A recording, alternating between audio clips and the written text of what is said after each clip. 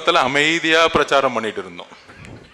நம்ம பாட்டிக்கு வீடு வீடா போய் எப்பொழுது என்னுடைய தங்கை கர்ப்பிணி பைய வயிற்றுல கை வச்சாங்களோ அன்னைக்கே முடிவு பண்ணிட்டார் தலைவர் முதல்ல வட சென்னையில இறங்கணும்னு.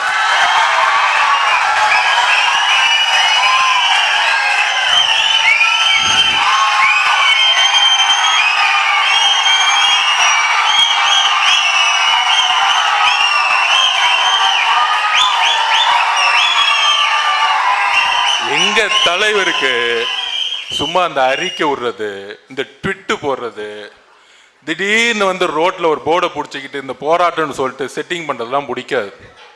நீ இந்த தேர்தலை தானே ஜெயிச்சுக்கிட்டு இருக்க, அதனால தானே இந்த ரவுடிசம். அந்த தேர்தலையே உன்னை இறக்குறான் பாரு, எப்படிலாம் வச்சு வச்சு வச்சு வச்சு வச்சு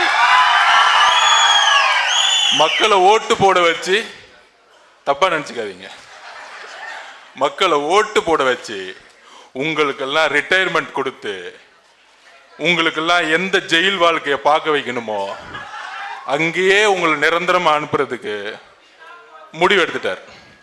அதுக்கு தான்